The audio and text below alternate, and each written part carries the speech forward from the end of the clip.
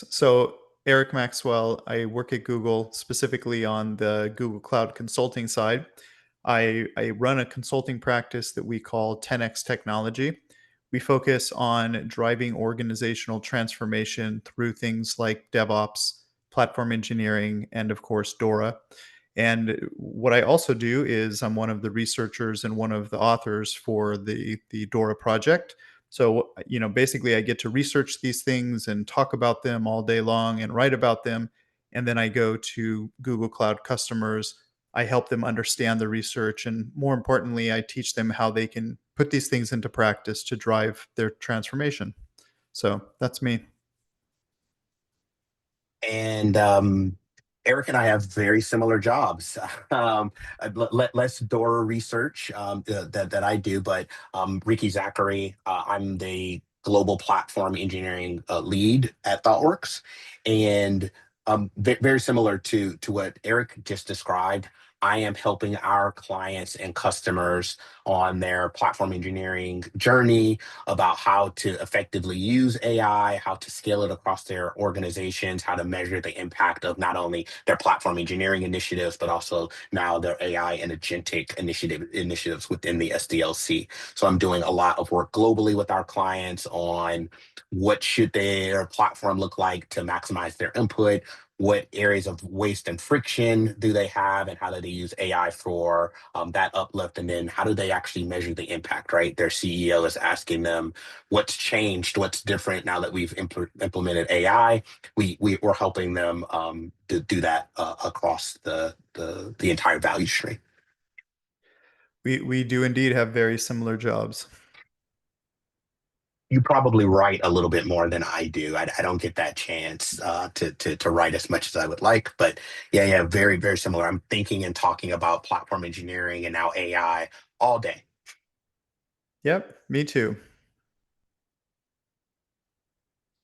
Oh, we didn't last long enough.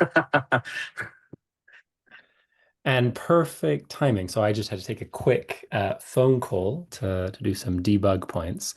So in terms of questions and conversation and stuff like that, so we've got the live chat going and we've got the Q&A, and lucky we've got Eric and Ricky here together.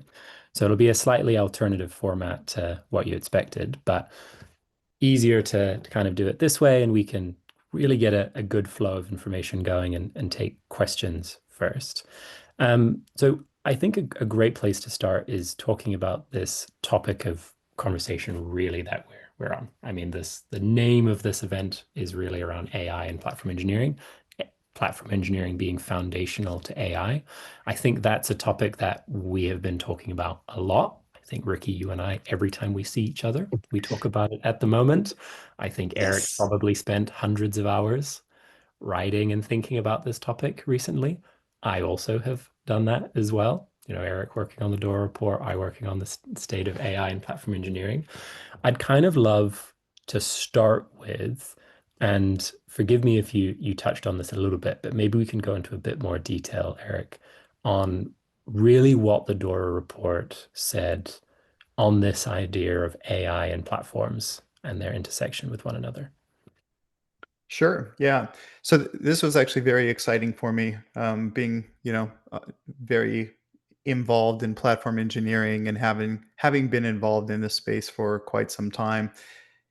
So this year, what we decided to do, those of us or those of you that are familiar with the work that we do in DORA, we basically look at outcomes and then we unpack those outcomes and try to figure out what are the things that will predict more of the outcomes that we care about, right?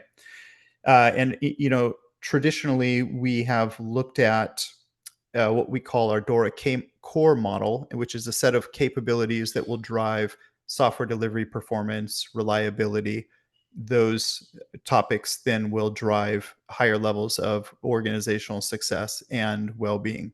So that's like our traditional model that we've had for many years. So this year, what we wanted to do is we wanted to create something new. And so we created what we're calling the AI capabilities model. And so we wanted to basically do something very similar, where we wanted to understand what are the capabilities that teams and organizations can adopt when paired with AI, will drive the outcomes that they care about. So think, things like product performance, team performance, organizational performance. These would be the outcomes. And then we identified 7 distinct capabilities that, when paired with AI, will increase and drive those outcomes. So one of those capabilities that we looked at and identified was quality internal platforms. And what our research showed was that organizational impact from AI is completely dependent on whether you have a well-built internal platform or not. And so what this means for organizations is, they might see impact at the team level or in a localized way, but from an actual organization impact perspective, our research indicates that unless you have a well-built developer platform, you're not necessarily going to see that impact from AI. And, as you can imagine, when we were going through these data, I was extremely excited, having, been talking and writing about platform engineering for a long time and thinking about DevOps and, transformation for even longer. So I think that this was a pretty impactful finding. Nice. Ricky, I can see you deep in thought. Yeah, I bet you I- have it, it, a bunch to yeah, say. it was interesting because leading up to the release of the 2025 DORA report, there was a bunch of these anecdotes that I was starting to collect, and it was great to have the DORA report validate those. Meaning, we were starting to see a lot of our clients that had implemented coding assistant tools, and AI at that particular point of entry, right? They would say, I've just gone and bought 1,000 GitHub Copilot licenses or 1,000 of these cursor licenses, and my developers are using them, but I'm not actually getting the effects of that I thought. And we hypothesized at the time at ThoughtWorks that there were two reasons for that. One, same from an organizational standpoint, right? There's this idea of network effects about how do you kind of spread goodness around the organization. um, how do you centralize that goodness and then get it back out to other people within the organization that could be at the team level or across the enterprise? So there's this idea of centralization, and then the other one was, how do you tie the AI investment in those coding agents or the coding assistants to individual use cases? And the hypothesis that we had was the best way to do that is through an internal developer platform, right? Because there's the centralization piece there, and you're able to expose that through a use case based approach, right? And you're able to orient that around waste and friction. It's really difficult for my engineers to do coding reviews or peer reviews. Great, we can actually inject that into the platform, to the developer platform, and give them a way to take that in and affect a particular change, and then spread that across the entire organization. So anecdotally, we were starting to see that kind of come up, and we were starting to change how we were talking to our clients, and some of the things that we were doing. We're taking a very use case based approach, and then have the DORA report validate that with independent data was extremely valuable, not only for us, but I think for the entire industry as a whole. Yeah, it's interesting because I've been seeing the exact same thing with my customers, where they've been basically complaining about very similar things. We've spent all this money, we've invested all this time and effort into adopting these tools, and we're just not seeing the developer productivity. And one of the things that I had always hypothesized was, it's because they were spending 100% of their time on adopting tools rather than continuing to spend time on working on the fundamentals, like continuous integration, automated testing, speeding up the code reviews and the PR process. And, rather than dedicating 80% of the time to adopting tools and 20% of time to continuous improvement, it was nope, 100% of the time on adopting tools.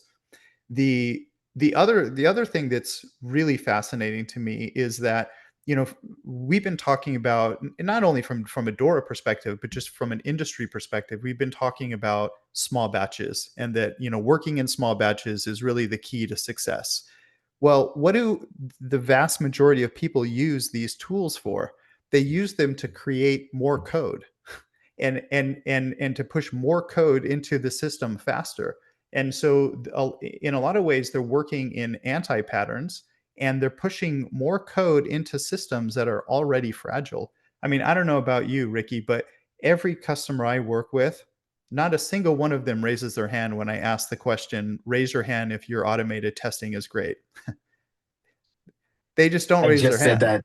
Yeah, I just said that earlier today in a conversation that I was having with one of my clients. I said, anecdotally, no one's testing well, right? No one is saying, "Oh, They're not. I've got testing handled. I need to produce more code."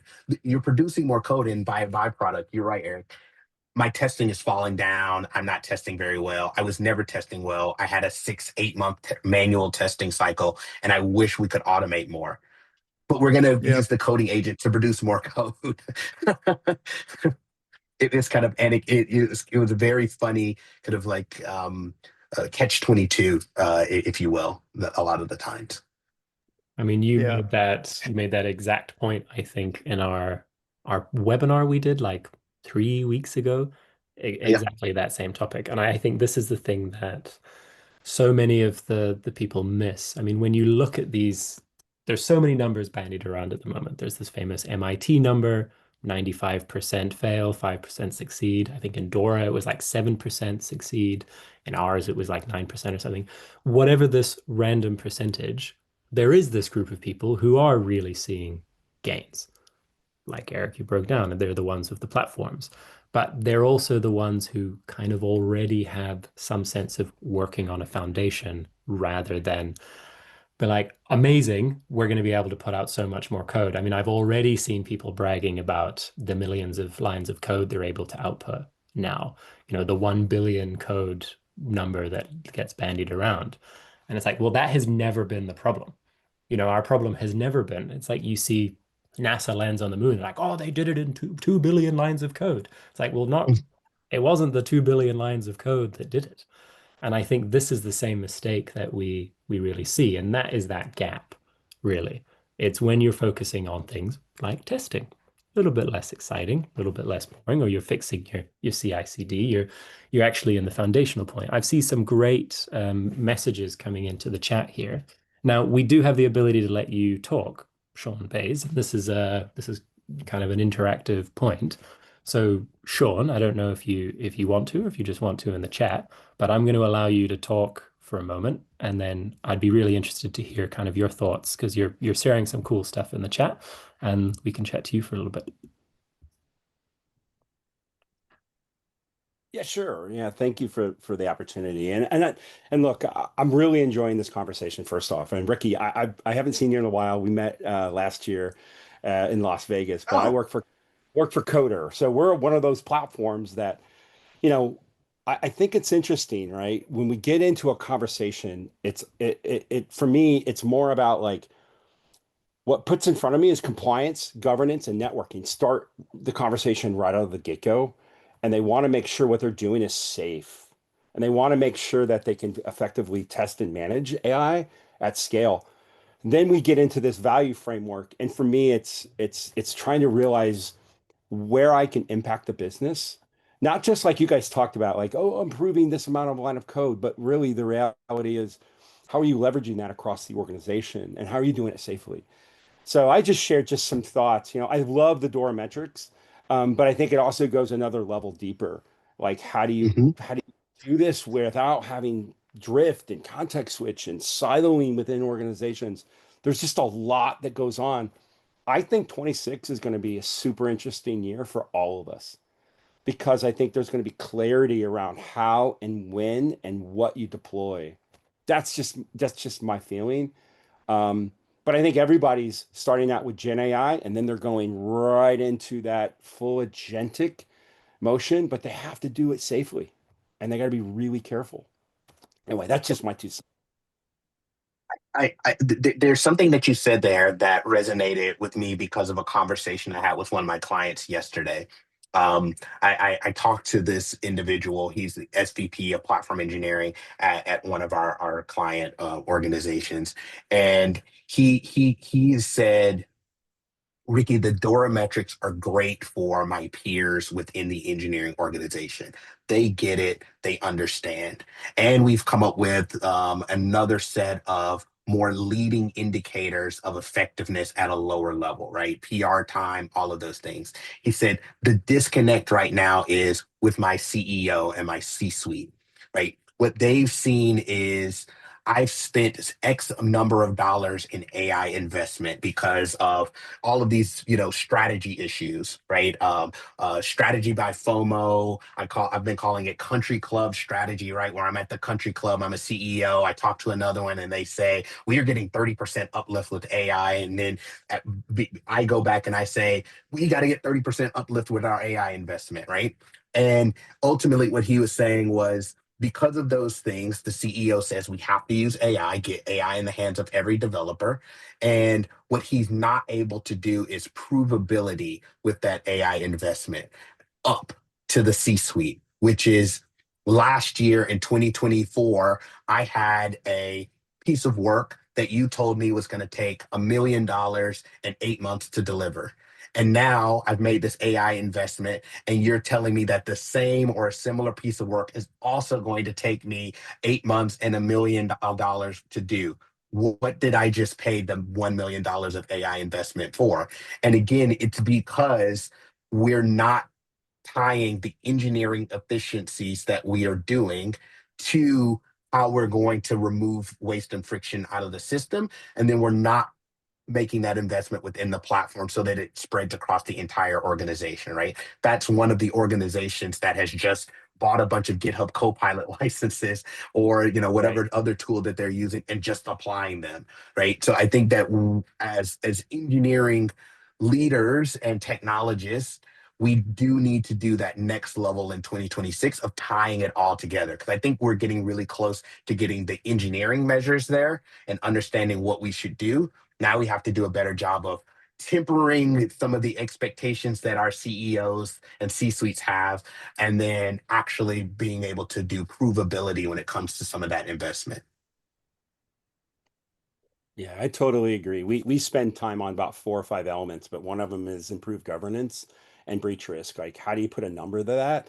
But in reality, is if you have the right platform that can give you the observability down to how many tokens, who, what, where, like that extraction layer helps you make those right decisions.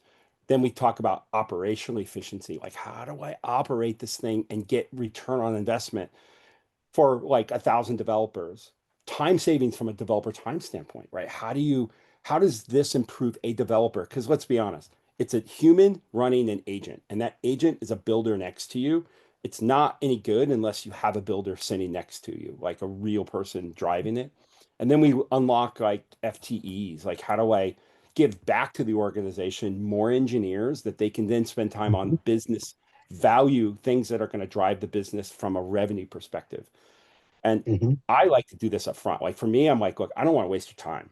I want to do this up front and early, so then we can develop the KPIs, and then we can focus on the POV that delivers to that. And then I do an executive brief afterwards, and I tie it back in and say, this is what we realized. Maybe it wasn't $83 million that I'm driving, but maybe it's 50 million. How much is how much of that value will resonate with your CFO and your CEO?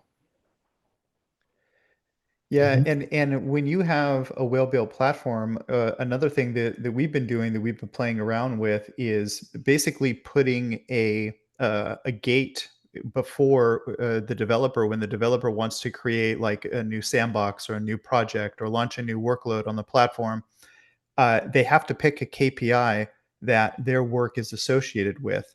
And then we then use FinOps to tie that all together on the back end, so that right away, as soon as you pick that KPI, everything that you do on the platform is tagged to that specific KPI.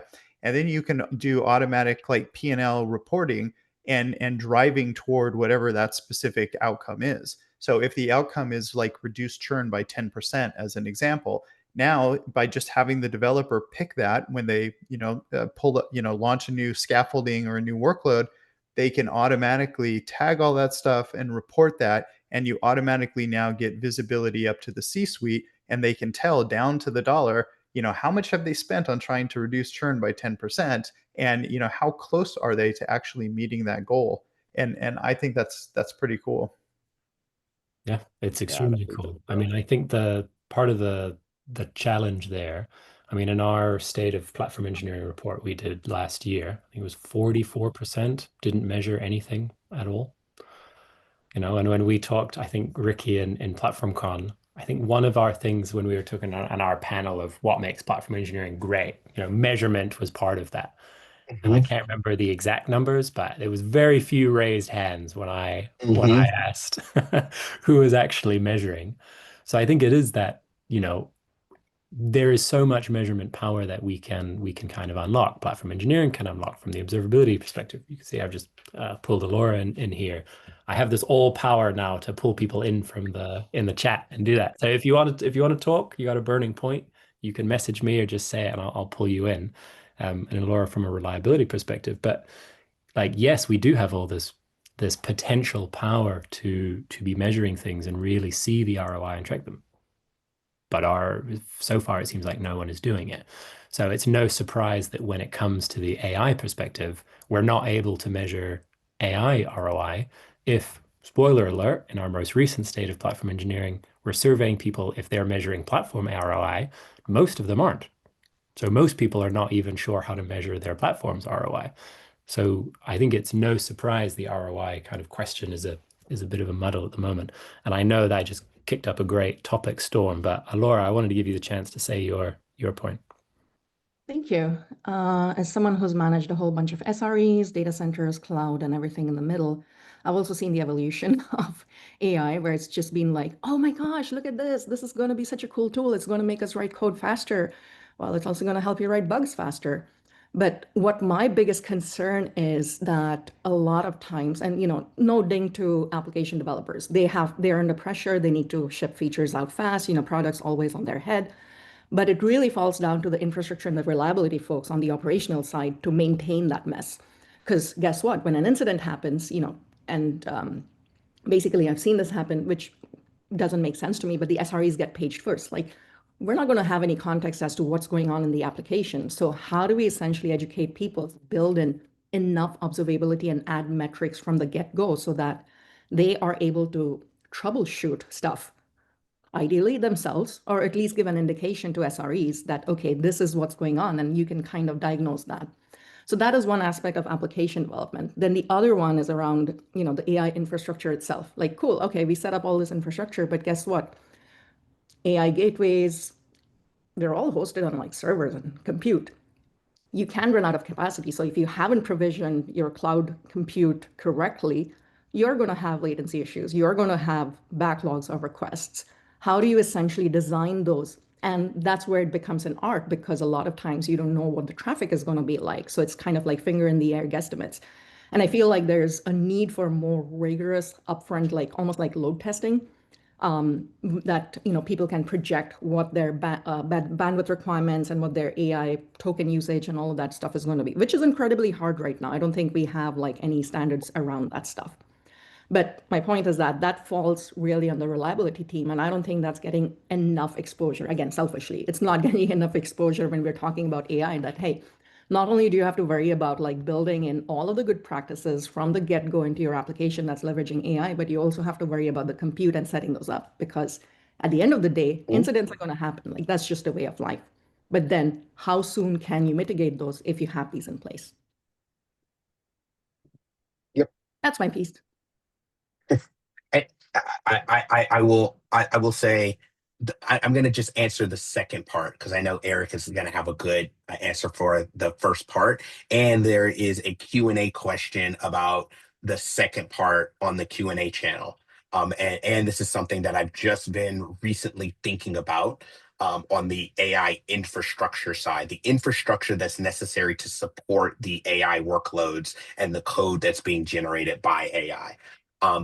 I think that the platform or a good IDP and the infrastructure that the platform is going to support are tied hand in hand, and you're able to affect the developer's ability to use some of that infrastructure through the platform. Meaning, I would suspect that if you have a well matured platform, you're doing things like self service of certain capabilities. You've got a lot of that FinOps and architectural governance and control on the front side of that. So the idea would be, hey, I want to expose agentic architectures and agentic SDKs to the developers in a controlled manner.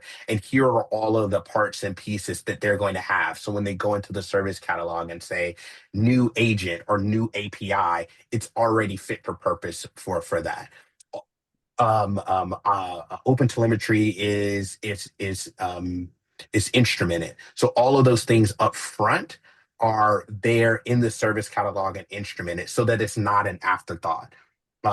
So that you have those things there so that an organization needs to be so tall to ride the ride that that's already being provided as a part of that maturity model within the platform. I think to your point, Alora, a lot of organizations are thinking about those architectural considerations as an afterthought, and they're saying, oh, we're only going to respond once we have that event, once there's an outage or we blow a token budget, and then we're going to be reactive, instead of saying, I have the perfect opportunity to put all of that governance, the controls, the right architectural components into the platform to be able to do that. So that's how I've been thinking about tying the architectural components, the FinOps, the SRE components together, is put it into the platform and don't give the developers an option on things that are table stakes. Give them options on the things that they need to be creative about, right? Oh, am I going to use Java 20 versus 21 or whatever, we want to do within that perspective. Yeah, and this year we also wanted to unpack like what is a well-built platform? What are the characteristics that make a good platform? And so we looked into a bunch of features and characteristics that would define a platform. And as it turns out, developers aren't thinking about the platform as a set of features. They're thinking about the platform as a holistic experience, right? So much in the same way as you would a product, right? Like who had a like Kelsey Hightower had a really great example of platform engineering, and he tied it to flying on a plane. Like when you go on a plane trip, there's so much stuff that happens on the back end, an almost unimaginable amount of things that happen on the back end that allows you to pick up your phone, hit a button, and then get on a plane and wind up in another location. But you don't think about any of that stuff, and really nor should you care, right? And as it turns out, the way that developers want to interact with platforms is in a very similar way. They want it to provide that holistic experience, and they don't want to have to think about the individual components. And when you really break that down, what we're talking about is building a platform in a user-centric way. So starting with the user as in the beginning. So what we recommend is to actually combine product management and platform engineering in an offering that we run with our customers. And we do things like critical user journeys, where we take the platform engineers and we put them in a room with the developers, and we come up with personas, and we develop CUJs, and then the platform engineers build the platform based on fulfilling that CUJ. Uh, and so now they're not creating features that don't get used. They're not creating a platform that's too constricted or too constrained, or that's built like an ivory tower. They're actually building things that their customers, their developers want to use. And so it's it's easy to think about things in the context of different capabilities and whatnot, but it really comes down to that holistic user first experience. There's a good question on the from Joseph Mooley. I'm just going to read it out loud because we get quick, because I think it was a response direct to you, Eric. Note on Eric's current thought. I'd like to note characteristics of a well-built platform, also being the platform engineers as well. I don't think we've gotten to hear how successful platform teams operate and integrate. And I think this is kind of the important point to really think about. When we're talking about platform engineering, we are not talking about some, yes, we are talking about a product. We're not just talking about one individual tool or a collection of tools or some great piece of tech. That's obviously a part of it. But the human element is probably, and from my experience and my conversations, the hardest part, the most impactful change. That's these cultural elements. There's a wonderfully corporate term, socio-technical, that I Mhm. love. And I used it in New York, and someone was like, what? So I wasn't in the right crowd for it, but socio-technical. There is a huge social element, and I think the human being side. So yes, we can talk about, when Eric broke down there, what a good platform looked like. Well, most of the things there, if you notice, were about how good platform teams operate as well. How do they pick the features that they are adding? How do they build this consolidated kind of, experience that they're creating for their customer? So when describing what a good platform is, you only get to a good platform by having good platform engineers who are doing product management, who are thinking of it like a product, who are understanding user experience, user journeys. So not to pull you out, Joseph, and shut you down immediately. But I wanted to kind of phrase that point to when you're thinking about platform engineering, we are thinking about these two things simultaneously, that technical side and then that cultural side. You probably have a lot more to say on that point, Eric. Yeah, Go well, ahead, Eric. I okay. know So I just know Ricky has one. a lot to say on that Yeah, point. yeah. I'm gonna hide and let Eric go first. Yeah, so just one quick point. So the question always comes up: how do you know if you're building the right platform? How do you know if the platform is being is meeting the needs of the developer? And my response is the same way that you know that any other product is meeting the needs of that product's users. So one way to do this is Google has a framework that we call the HEART framework. It's a user experience framework, a way to measure things. HEART stands for happiness, engagement, adoption, retention, and task success. And we use these frameworks when we deploy products to measure the effectiveness, and so that we have an understanding of, are these things actually meeting the needs of our users? And one of the main ways that you understand each of those different portions of the acronym are, is the critical user journey meeting the needs of the user?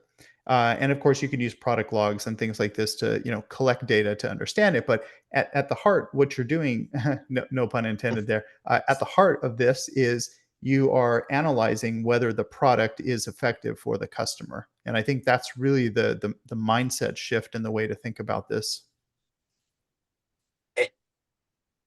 Everything that Eric has said up to this point is word for word some of the things that we do at ThoughtWorks, right? We talk about product platform thinking. We talk about how to measure the impact. We talk about how do you marry the quantitative and qualitative metrics together to measure the impact of the platform beyond adoption, right? So the top line thing is, hey, I'm building this platform as a product, or I'm doing this within the organization because I want developers to use this. I want their lives to be easier because that's going to affect monumental change within the enterprise, right? So the idea of why, as a developer, do I care that my CI/CD pipeline is hosted on Jenkins? I don't actually care about that. What I do care about is that those CI/CD pipelines are reliable. They give me the feedback that I need, and I get my code into production. I could care less if that's Jenkins or GitHub Actions or any number of tools under the hood, right? Fundamentally, exactly what Eric said is true. right? As a platform team or teams, it is our job to understand the developer's needs through any number of different product mechanisms. Eric, you mentioned CUJs and customer user journeys. We do jobs to be done, which is the equivalent of that. And we look at the value stream and we look at developer journeys. We do those same things for clients because that's how you're going to get the insight of, hey, we actually really have a difficult issue with onboarding. Developer onboarding is really difficult. Oh, okay, then I will help you solve that problem, and we'll use the platform to help developers get onboarded more effectively. Um, the only additive thing that I will double down on is the idea of treating the platform like a product. I say to our clients, you should actually treat your platform and your platform teams and operate them like you are buying a SaaS tool from a third party vendor. You're going to hold them to the same types of standards. Hey, how come we don't have this cool tool that we need? If I'm buying Salesforce, I make a contract with Salesforce about how the CRM is going to work, how all of these things are going to work, and I expect that to happen. I don't care how they do it. I don't care how they do underneath the hood about CRM allocation or customer things with CRMs. I care about I'm able to affect a change within the organization using that tool. The platform should be treated the same way. I don't care how testing happens. What I care about is testing is successful. I don't care about how observability happens. I care about observability being successful, and the platform team should be organized and should operate like it's a SaaS tool, right? I talk about developer success teams and how they should be engaging with the developers. Those things are all really, really, really important. So for me, even if we're talking about AI and how to implement AI elements, I think the important part is how do we organize those platform teams to treat AI as a product and deliver maximum impact to the enterprise and organization. On that topic Okay. of, oh, actually, Eric, you say your follow-up point because I've got a cheeky question to try and absorb some Oh, knowledge from cool. Ricky. I just wanted to add two things to what Ricky said. And man, there's a lot of synergy here. I love the SaaS statement. I love that. The two things that I would add is that number one, I would also make sure that as you're building this platform and building these golden paths for the developers and the users, um, there's a trade-off. You're providing standardization and they're accepting that standardization in exchange for the easy path, basically. Uh, but make sure that there is the hard path still available for the developers that need it. So if they Mhm. in other words, they shouldn't be confined to the platform, to the golden path. They should be able to go off path if they need to in specific circumstances, but it's that trade-off. If you go off path, well, then you need additional, governance, you need additional security checks, you're going to need additional architectural reviews, but you can go off path. The other thing that the point I want to make is that the platform should also be extensible by anybody who's in the organization, right? So you shouldn't have to be on the platform team to contribute to the platform, to contribute to the golden paths. So if you have a need for a specific, a specific new feature of the data product, as an example, you should be able to contribute to that and issue a pull request to get Mhm. cockroach DB supported, or whatever the database you want to use, right? So I think that those points are important, and they're often actually lost with Yes. with a lot of these conversations. I think there's a little great comment from Mark. I'll just read out to give you some affirmation, Ricky. I agree with what you're saying, Ricky. But I have been trying to drive the words "I don't care" out of my thoughts. I'm replacing it with "I am open to several solutions. I care about my problem getting solved. I do care about the how, but I'm not locked into a specific way when there are others that work." And I think that is really the important Hmm. point, because I think all of us have probably come up with an engineer at some point who is really dead set and like, well, this is the way I do things.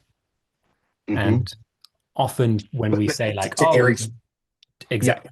I was going to say to Eric's point, you have to give them that ability. I think Gregor describes this very, very well about off-roading, right? Exactly. Gregor Hope talks about off-roading, that the paved path is there, but we give you the ability to have a 4-lane highway, and one of the lanes is paved and pristine, and it's going to work for probably 80% of the developers. But to avoid you going completely off the road and going past the guardrails, we're going to have a pretty wide, set of lanes, right? So that you can go into a fast lane or a slow lane, and you have those options there. You have cardinality in the options. It's not just, hey, we're only going to provide you with this path. It's, to Eric's point, hey, I want to do something with the cockroach DB.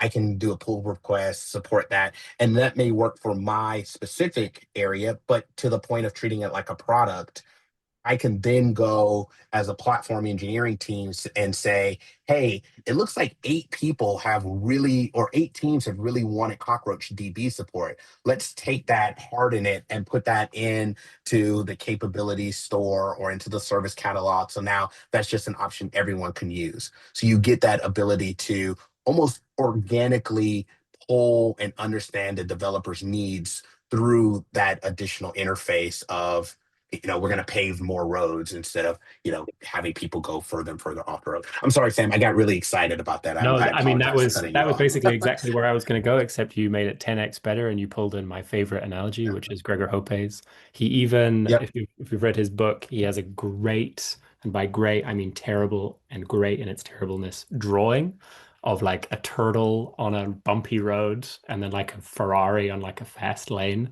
and that is his visual representation of it. Great book, by the way. And that's exactly the point. I mean, when we talk to people and see that they are struggling with adoption or they don't have adoption, well, it's often something like this. It's like if you are taking this approach, you're building, hey, you've still got kind of your path with some guardrails, but this is a much faster, better one. It's actually faster. It's actually better. You still have the freedom, maybe for your crazy cases that you might have, or if you're okay to do it this way, but you just make it better. That's how you get adoption. But the only way you can make something better is by actually understanding what they're doing and what you're improving. Hence the need to really think about it like a product and do this kind of product management stuff. Understand user experience, understand pain, understand you're not going to be able to make their workflow better if you don't actually really know what exactly it is. You're just thinking, I watched a great platform con talk, and now I'm going to implement Backstage, or I'm going to do this fantastic, kind of IAC into an MCP, and we're going to do all this. Maybe that doesn't connect to what they're doing, or they don't care about it at all. And so you really need to think about this product side. That's where I'm going to get my very cheeky question in. Because when we think about platform as a product, and secret for all of you, I organize these roundtables basically just so I can ask questions and learn stuff I want to learn and write about them. It's my cheeky way of doing that, getting free consulting from Ricky. Uh-huh. Because when we think about the platform as a product, so there has been a conversation for a long time. I would say 2 years ago, it was very clear everyone in the team, platform as a product mindset, that's the process, org transformation, your whole platform team, they need to all have these engineers shift their mindset. Then I have more conversations over the last few years. That didn't work. It was a disaster. Sometimes it does, sometimes it doesn't. We have a platform product manager role. And this role has kind of emerged where it's a product manager really focused specifically on the platform. And this is someone not from an engineering background necessarily. They are a product person. Usually they would be on the front lines on product, but instead they've been moved, lucky us, and they're focused on the platform. I see this becoming more and more common. And in fact, spoiler alert for the State of Platform Engineering, Volume 4, I asked this question. Do you have like a platform product manager? Do you have a platform product manager and your whole team has product mindset? Do you just have product mindset? And do you have no product mindset? And I would say it's so far, we've only got about 180 responses, so we're still about halfway through, so imperfect data, but it's one third, one third, one third from people we've surveyed. So one third really have this platform product manager role driving this product mindset. 1/3 it's on the engineers themselves, and then 1/3, of course, are like, yeah, we're not there yet. And that makes sense from a maturity standpoint. And I'm curious from your experience what you're seeing. Okay, I'm not going to answer your question, but I am, but I am, but I am. And Or better yet, what do you think would be a better way to do it? so what I see is a similar spread. However, what I see from success, the Mm. successful organizations are doing one thing. They're actually taking real product managers and owners and or engineers that have a product thinking mindset and moving them into those product roles. What I see as an anti pattern to that is people that say, I have a product owner in that role. And no offense to the people I'm about to name, but they move project managers into that product owner role and expect them Mm. to do backlog management instead of actually going and understanding the product owner role, the developer community, and doing some of the things that Eric mentioned, right? Customer user journeys, understanding what features should be prioritized when, and engaging the developer community and making them feel understood and being able to empower them to do things like, hey, I can do a pull request on this cockroach DB and contribute to that through inner sourcing and those things. Those are the organizations that I see be extremely, extremely successful when they bring in true product owners and product managers and then actually empower them. One organization that I know is doing that because they talk about it all the time is American Airlines, right? They actually took the plunge and had kind of courage to say, we're going to think about this differently. We're not just going to give a project manager a product owner role and then like just let them loose to manage backlogs and say, no, we can't do that because we only have, 10 features that we could do for the next quarter. And, I'm not going to reprioritize anything. Not to say that all project managers are like that, but it's about the characteristics that the product owner should have, and then them being empowered to actually affect that change. Those are the organizations that I see being most successful when it comes to product platform thinking, not the ones that kind of just give lip service to it. And it Mm. takes a lot of conviction because it's very difficult to actually treat your product like it's a platform. Treat your product platform like it's a product. Yeah, I No, mean and I that's think you go ahead, Eric. that's almost exactly what I was going to say. Is that it, it's one thing to have a product manager in for the platform. It's a completely different thing to have a product manager that actually understands product management, and that's not something I see often. And in fact, Mhm. even out if you just strip away the platform completely and you just think about customer facing applications, most companies I work with aren't doing product management in the way that a Google would do product management, right? And so to answer your question directly, Sam, the way that I would think about assessing this in your survey would be to, and I think that Ricky was touching on this a bit, focus on the characteristics of what a good platform product manager would do, rather than the title of do you have a platform product manager. I'll give you an example from the DORA side. Like when we talk about continuous integration, we don't ask people, do you do continuous integration? We ask them a series of questions surrounding the the things that are continuous integration, right? Like, do you have a suite of automated tests that run at least daily, right? And so do we try to assess whether they're doing continuous integration, because you can ask the question, and I do this all the time. Hey, I'll be working with a customer and they'll say, "Oh yeah, we do continuous integration."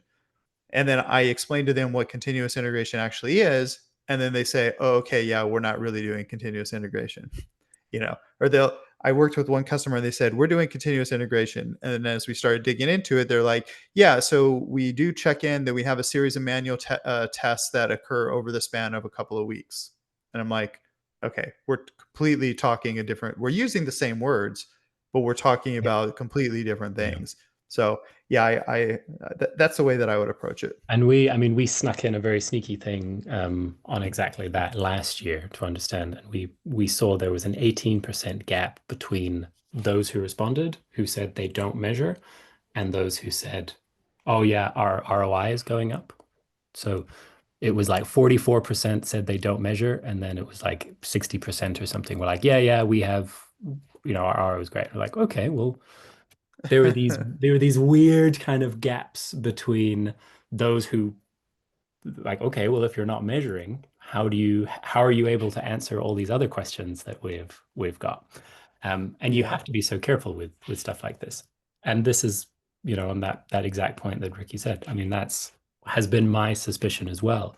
When I chat to some people, I've been very lucky to go to a lot of conferences, and I kind of ask them, okay, you're a platform engineer, you've got a platform team, how are you doing user research? Okay, like this. And it's like, oh, do you have a platform as a product mindset? Yes, we treat it like a product. And then you start to poke into the questions and you're like, well, how are you deciding features? Oh, we pick. Okay, Yeah. how are you choosing what to pick? And they're like, oh, well, we get together and we decide. And I'm like, okay, you've just said the same thing, but in a slightly different way. I'm like, do you just have some beers? You six and then decide? Oh, yeah, sometimes. Well, how do you do the rest? Oh, it's like, okay, so you're not actually, what product in the world would decide on its features by just like, oh, let's just wing it and let's see and let's not think about our customers at all. And I think as platform engineering matures, and I think undeniably it has matured over the last 4 years. I mean, the conversations we're having now are so much more advanced than they have ever been. But it also means that the language is more familiar to everybody. We all know that you're supposed to have a platform engineer title. We all know that you're supposed to be talking about platform as a product and product management. And so I'm hearing the words a lot more. And I think that is a really interesting point, Eric. And I think the failure of that question in the survey, because many people probably have a platform product manager or are saying they're doing product management, but then we'll see when we get through the rest of the questions, you're not measuring, you're not doing user journeys, you don't have a sense of your ROI, you don't have a sense of anything. So are you actually doing platforms product? Mhm.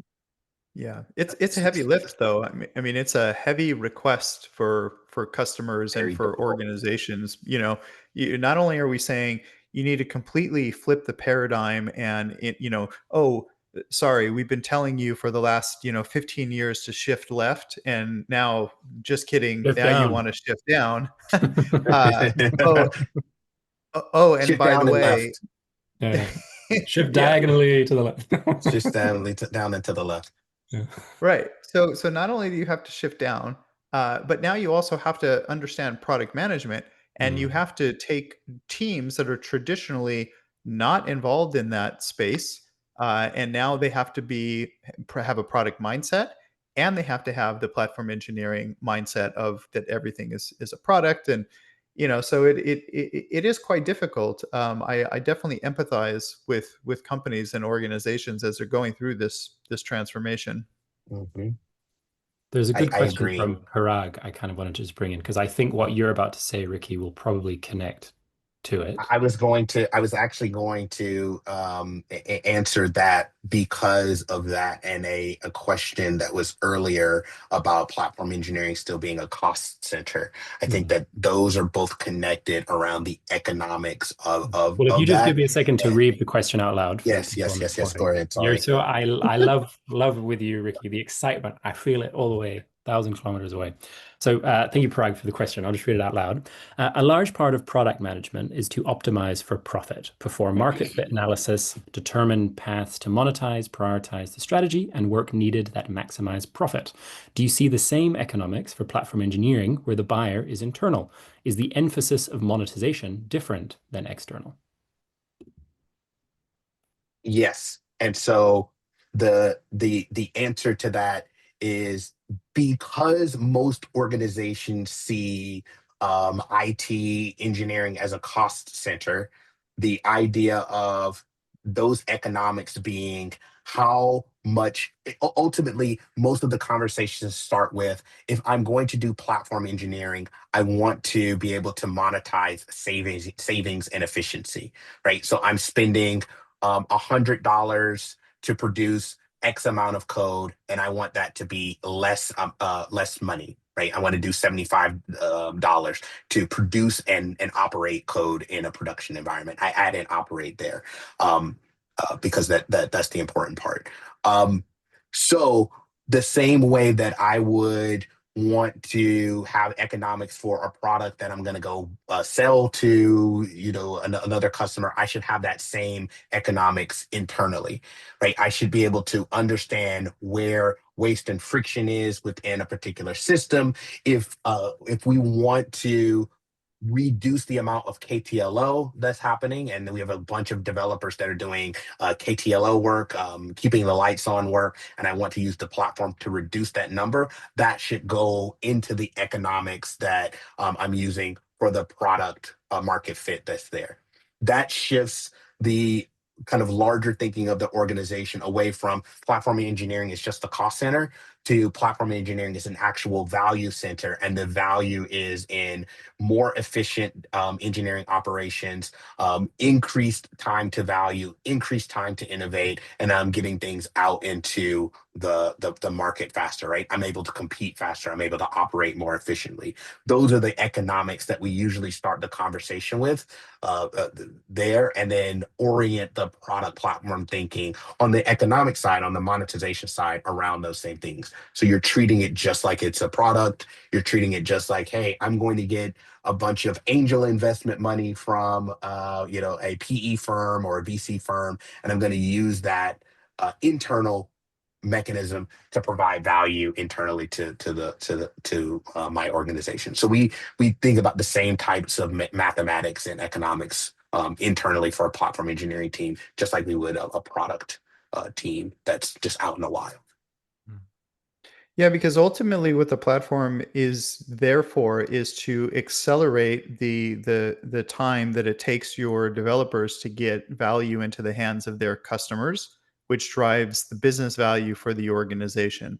And so if you think about this like from a DORA perspective, I know that Sean was saying that it's so much more than DORA metrics. And by the way, I completely agree. One of the things I always say is that the metrics are the least interesting part of what we research and what we think about at DORA, because they're really just a gauge, right? And one of the interesting things that we've shown, I think every year since 2014, is that there's a connection between your ability to be really great in the DORA capabilities and your ability to drive organizational performance.